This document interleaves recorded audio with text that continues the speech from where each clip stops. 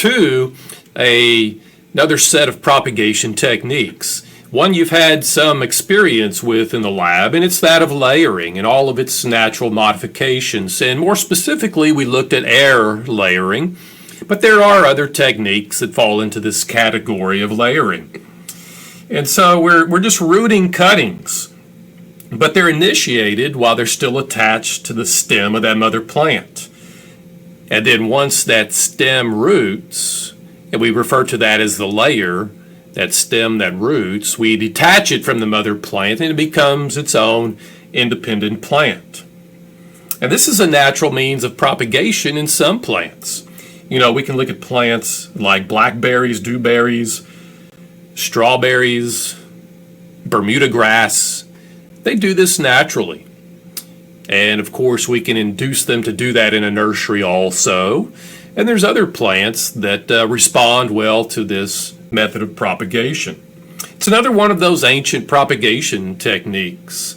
Even looking back in England, just in the early 1900s, it was widely used and is still regularly used in English nurseries to propagate apple rootstocks and even some other fruit tree rootstocks, and has been quite valuable in fruit tree production in Europe.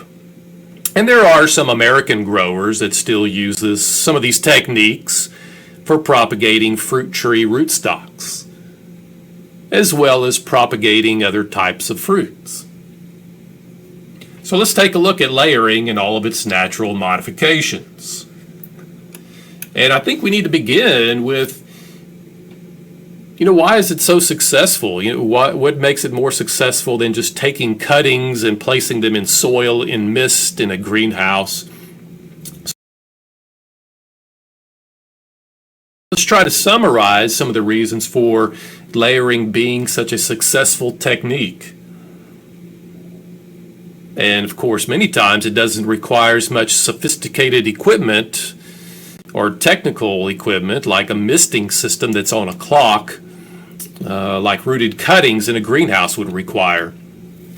But I think as we summarize these reasons for success, we have to acknowledge the fact that that cutting is still attached to the mother plant. It's not cut away and trying to adapt to this new condition of not having a root system. It's still attached to the mother plant. Therefore, it has that supply of water and minerals from the root system of the mother plant, in addition to additional hormones and sugars from that mother plant. Part of the reasons for its success also is it has, that wounding that goes on as you attempt to establish roots, a good supply of photosynthates from itself, the layer, as it's forming roots, but then also some translocation from surrounding areas of the plant, other stems, so that plant is attempting to heal that site that you've wounded by translocating additional hormones and photosynthates, we'll say, to that wound site location. So again, there's some stem that we're going to layer, induce roots on it before it's detached to the mother plant. And that location is, we prepare it for root growth. We'll pack sphagnum peat moss around it, maybe bury it in the soil, and that creates light exclusion, which we say is etiolation. Remember this idea of etiolation, light exclusion, and if we do that on a wounded portion of a stem, and maybe even add additional hormones to that site, it promotes root formation. So this light exclusion, the blanching of the site where we hope to induce roots. We could contribute that also to the success. This idea of invigorating a plant, rejuvenating it, returning it to a more juvenile, less mature form where the cuttings, the layers, root easier. So we'll see with some of these layering techniques out in the field, they're cut back heavily. That induces new shoot formation from the base, and it arises, these vigorously growing shoots arise from the base of the plant that exhibit juvenility, and they root much easier. So this is an advantage now in those plants that are difficult to root. We can modify that with some layering technique to induce these vigorously growing juvenile shoots that root easily. And we'll look at some of the individual techniques to bring that about.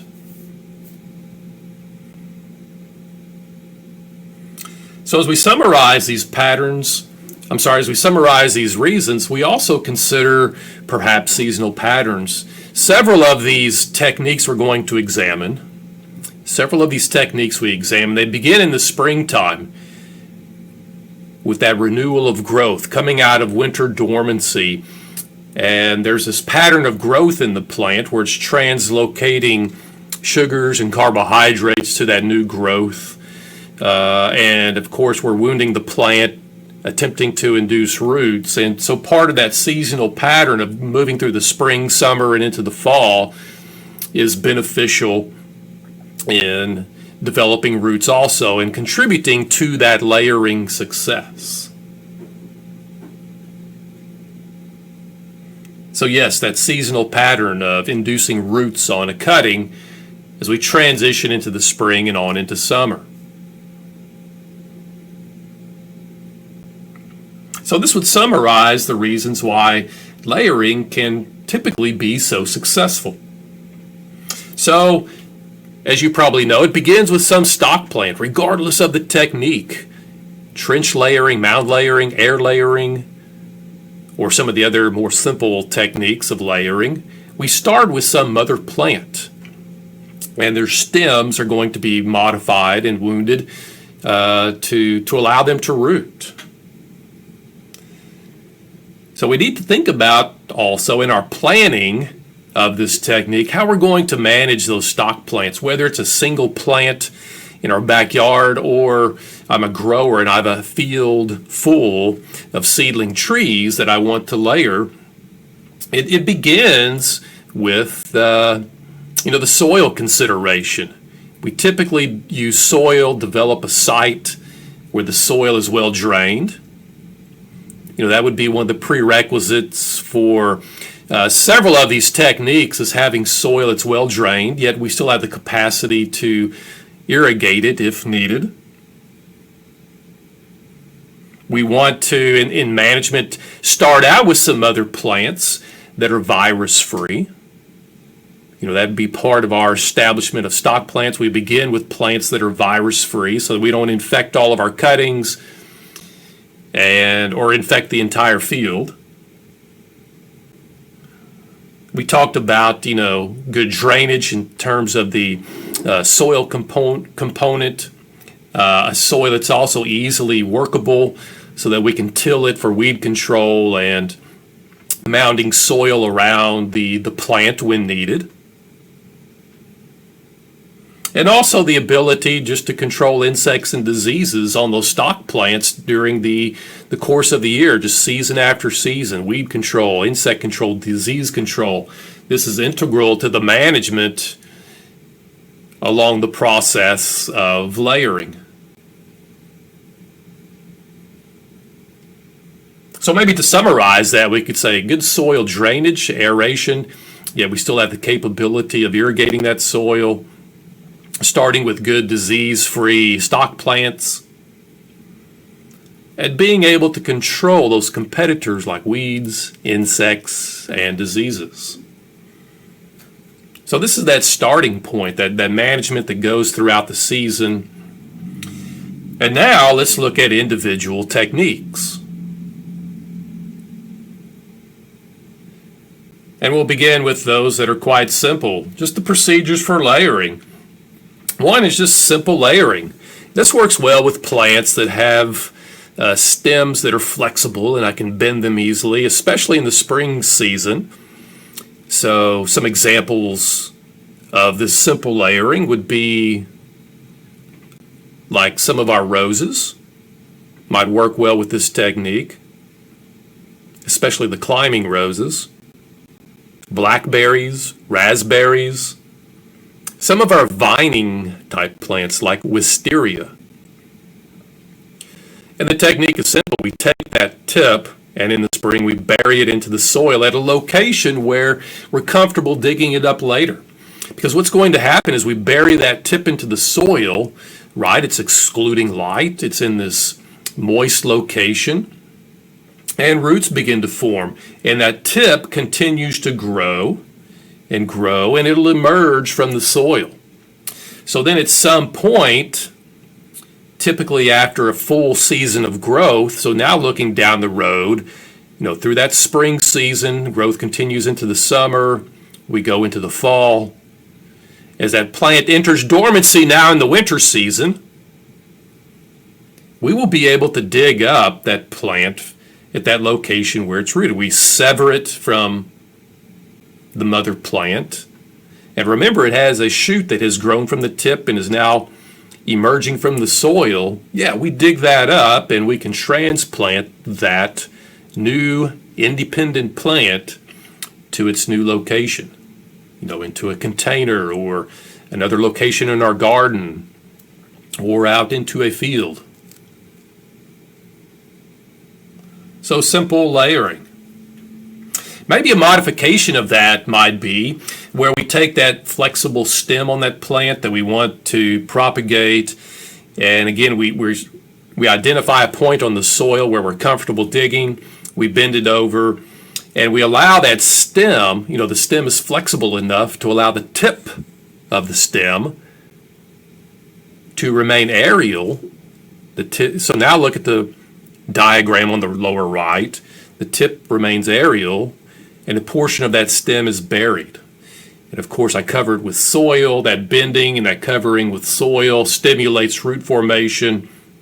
I may even cut that stem a little bit and put a rooting hormone on it to further stimulate rapid root production. Occasionally, it might be beneficial to fasten that stem in place with some type of hook. And they actually, horticultural suppliers will supply these small bent pieces of metal. So that's a little candy cane looking thing you see there in the soil. It's to fasten that stem in the soil so it doesn't work its way out. As this plant is blowing in the wind, or you're going down the nursery row in your tractor, nothing's going to jerk it out of the soil too easily.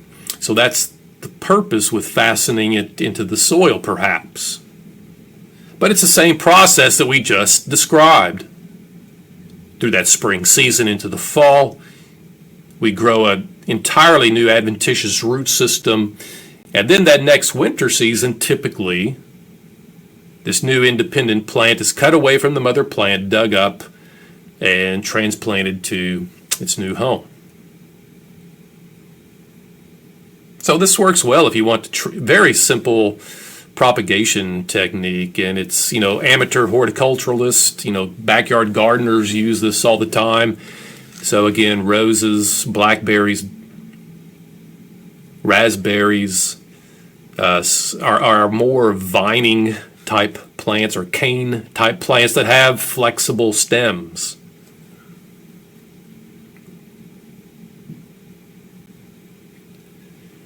It is possible to take another modification of this layering technique.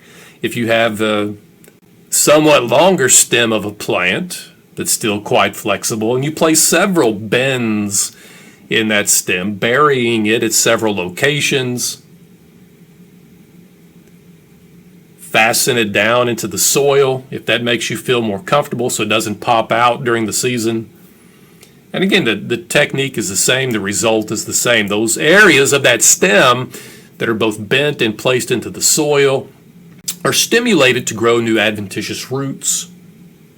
And this may take an entire season.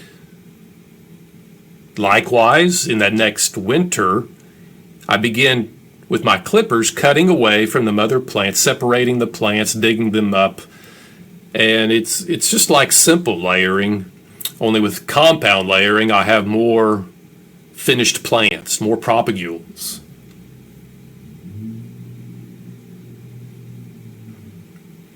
So that's layering in its very simple form.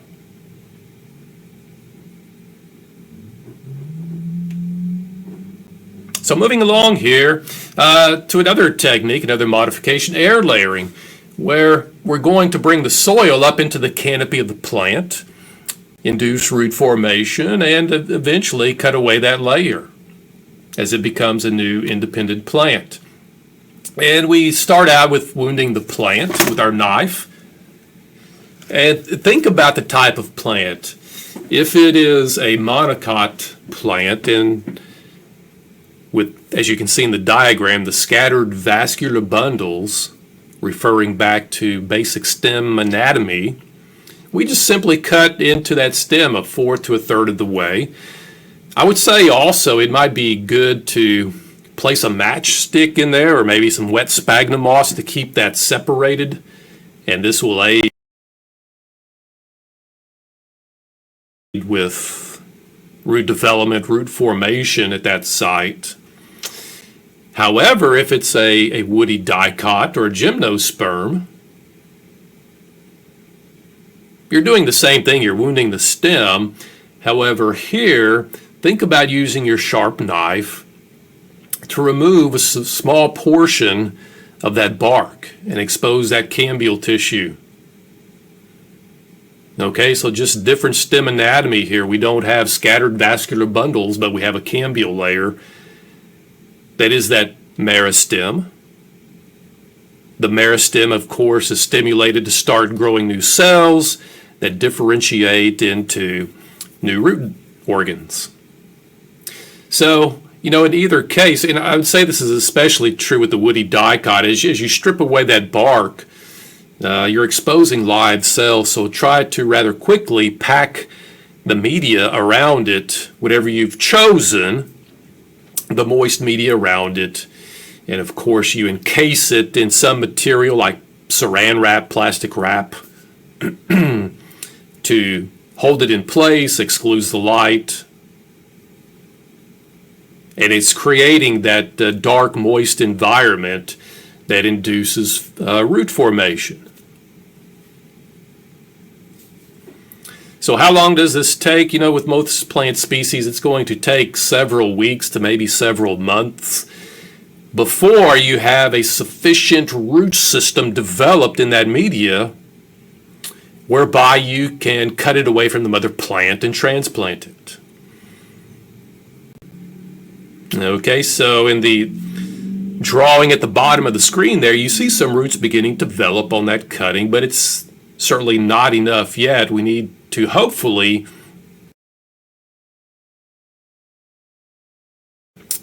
get a dense root system that will balance the top part of that plant, so to speak, the stems and leaves. So I have to continue to care for that media by maybe adding water to it, making sure it's tight there and not wicking away any water. And of course, when I'm comfortable with the extensiveness of the root system, below that air layer, I cut it away from the other plant, remove that plastic wrap, and transplant it into its new site. In this slide, you're looking at a type of ficus lyrata, fiddle-leaf fig, and it's being air layered. So this is one that responds well to this technique and is a common method of propagation for several of our plants in the genus Ficus.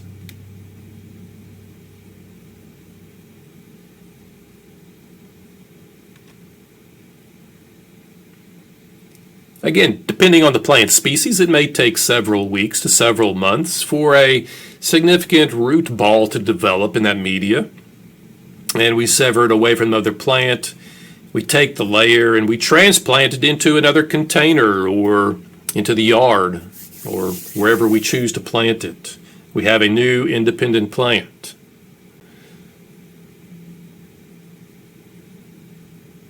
I think one area where I see individuals fail at this technique is, again, that multi-week requirement to form roots and just ignoring the moisture content of that root ball. I know with the air layers we do at the Horticulture Center here on campus, I give my student worker a syringe and they fill it with water and they stick it in there and squirt the water in. And that just that added moisture, because some of it is being used, some of that water is being used, some of it escapes through evaporation. So to be successful, we need to make sure it's not saturated but moist.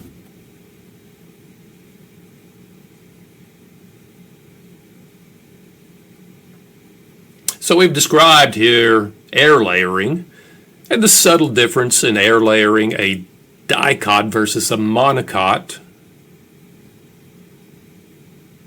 We'll move on now to other methods in layering. And one of those is mound layering. Typically this is done out in a field where we have a tree, some selected species that has value, and we want to propagate it asexually. And so it may get planted from a rooted cutting out in the field and it grows for 2 or 3 years. And we don't see that mature tree out in the field, but what we see here in part A is that tree is cut back nearly to the ground. Maybe I've got a stub that remains an inch or two in height.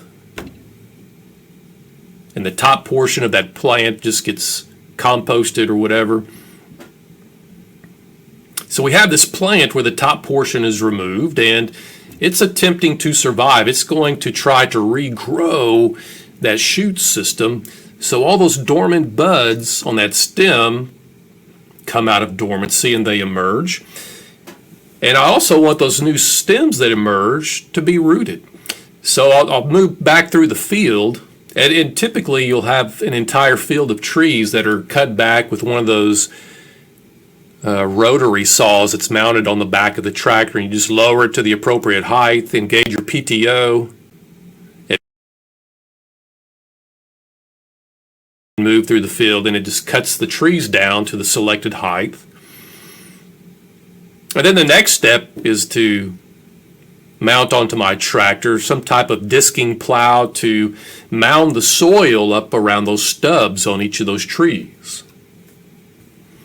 And it's just a small amount at first, and I may have to repeat this process several times as I go through the spring and into the summer.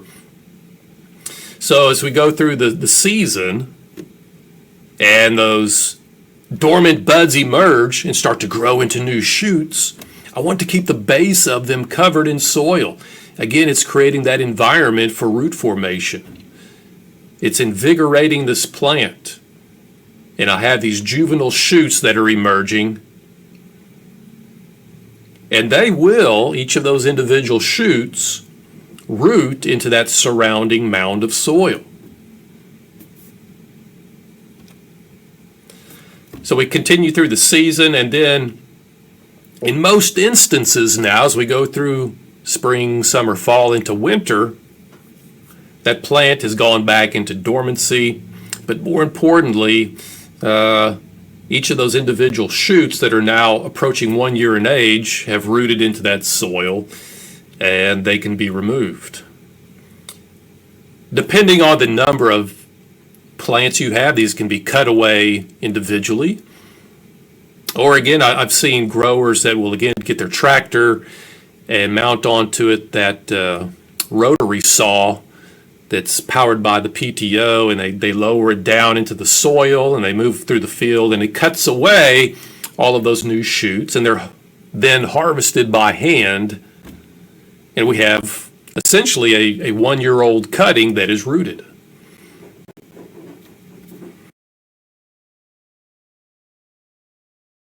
So again, this works well with, we see this a lot with fruit trees that we're wanting to propagate them as clones.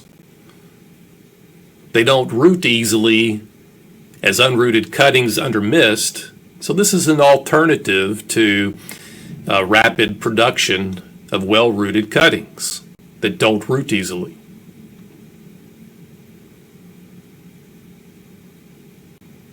Now, the field, depending on the plant species, this might continue for a second season, or maybe even a third season.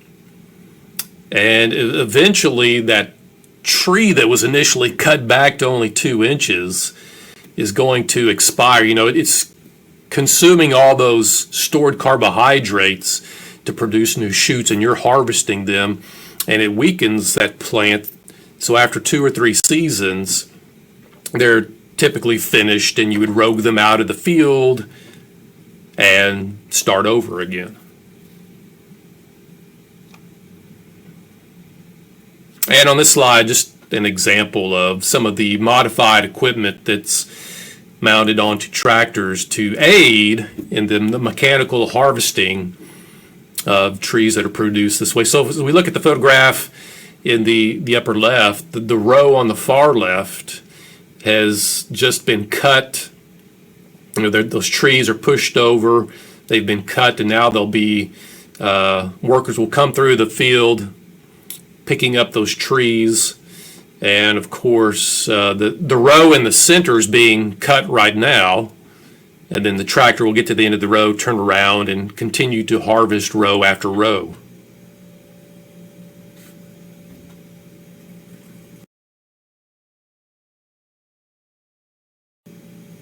So that describes our mound layering. Moving on here to another layering technique. It's known as trench layering. And this too has been useful in a variety of tree species, but especially in growing new rootstocks, clonal rootstocks. And so initially the grower will go out into a field and workers will plant rooted cuttings out into the field, every 4 to 8 inches. And they'll be planted somewhat at an angle because the eventual goal is to bend that tree over and bury it into a trench. Okay, so here's let's say it's an apple rootstock or a cherry rootstock. And again, we don't want to take cuttings because the cuttings just don't root easily in the greenhouse under mist. So we're going to trench layer them. And so we establish that mother tree. This may be 1 year of growth now. So in our diagram here in the upper left, here's our tree that's been planted. It went through 1 season of growth. It was planted at that 45 degree, maybe 30 degree angle. The next step here in the spring, and for us we would do this very early in the spring, we go through the field and establish a trench next to each of the trees that's 2 or 3 inches deep. And typically by hand, these trees are pushed over and pinned down into the soil. Now we're going to bury them with about 2 or 3 inches of material. Okay, so we see our tree bent over and pinned down into the soil. We may have to take our pruners and prune away some of the branches so that it's going to lay flat and nothing's exposed. And then we're going to cover it with, depending on our soil quality, if it's a very loose, sandy soil, we can probably get away with a couple of inches of that soil. If it's a heavier soil, we might have to just cover it with bark or sawdust. But it's coming back to the same premise in that, we've got that light exclusion going on. Those shoots that are coming out of dormancy now in the spring are quite vigorous. And they'll emerge from the soil, but that portion of the stem that's underground, so to speak, it's covered with bark or soil, is going to root. And so we see the stems emerging there in the springtime. They continue to grow upward, rooting at the same time, each of those individual stems. And that continues on through that growing season, on into the fall, into the winter. So that next winter, then, through some means, we blow away, wash away, brush away that covering material, and we harvest those cuttings individually. Again, I might have a tractor-mounted rotary saw that, I can lower it just down into the soil enough to skim along there, and in one fatal pass, cut away all those rooted stems and Workers would follow behind the tractor, picking them up, harvesting them.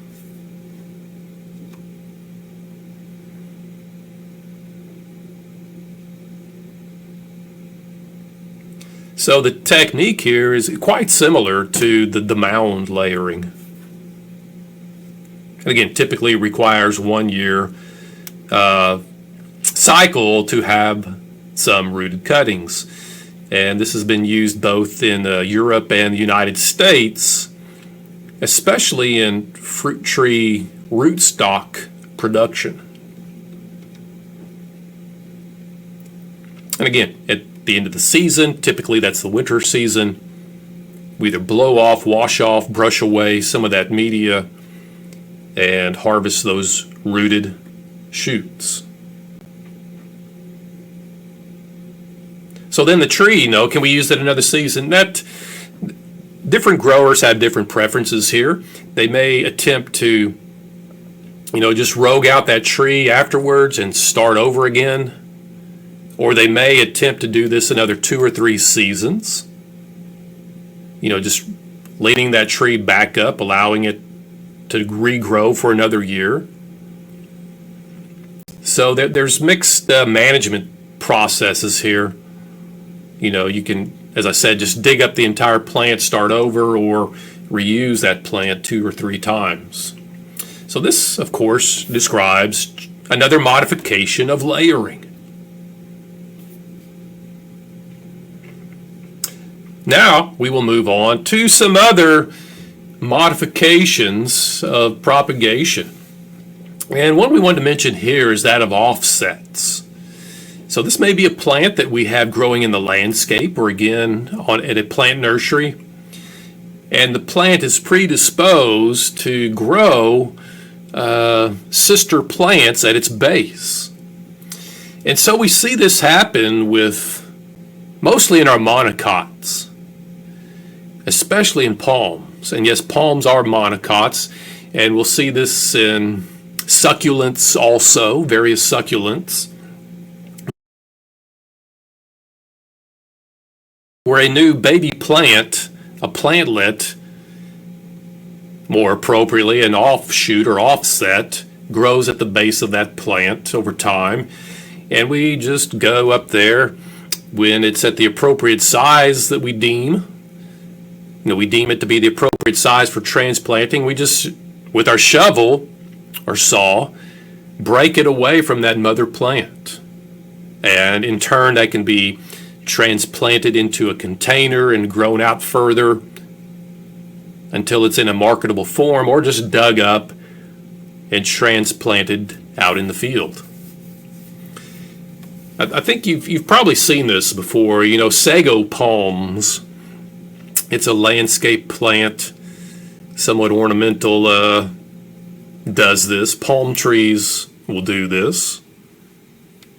And again, there's some succulents that you may have noticed will do this, and you just break away or saw away that offset and transplant it.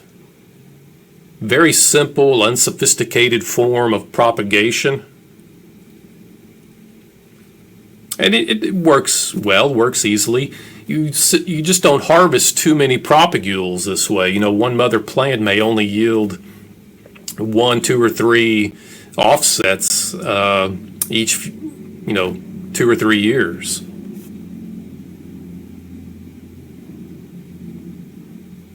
So moving on now to another specialized form of propagation, and this one is division. Division, we're going to divide the plant at the crown. If I describe the crown of the plant, that is this point, typically at ground level, where the shoot system transitions into the root system. It's where the shoots and the roots meet. That area is known as the crown. With most of our woody plants, they have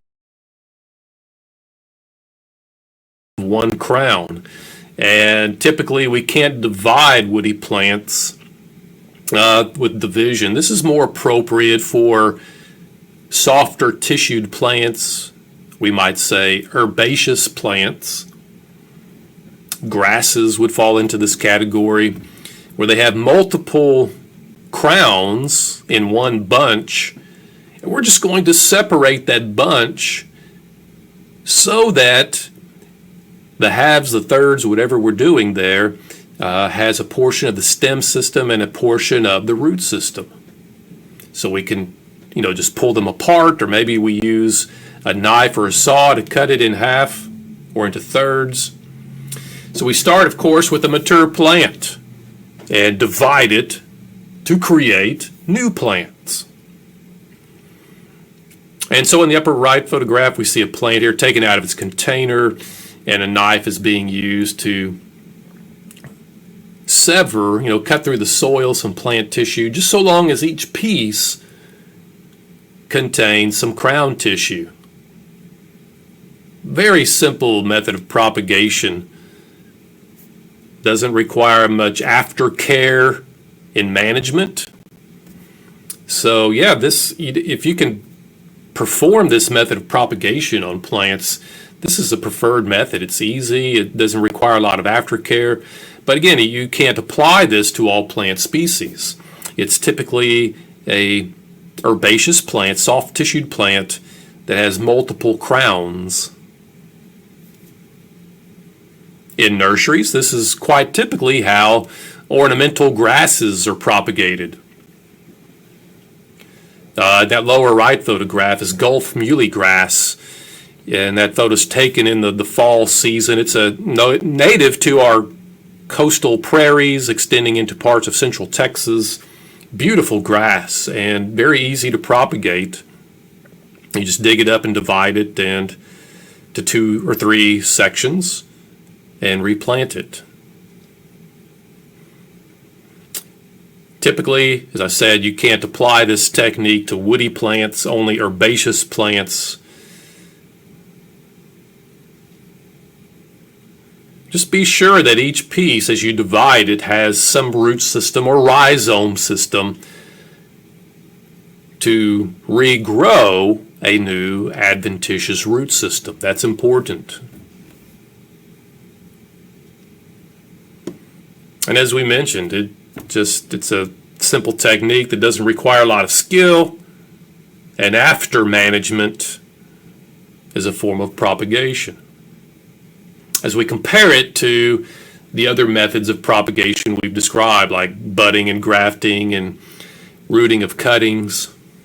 So this takes us up to our last modification of layering, that of division, and the end of the lecture. If you have questions on this, please let me know.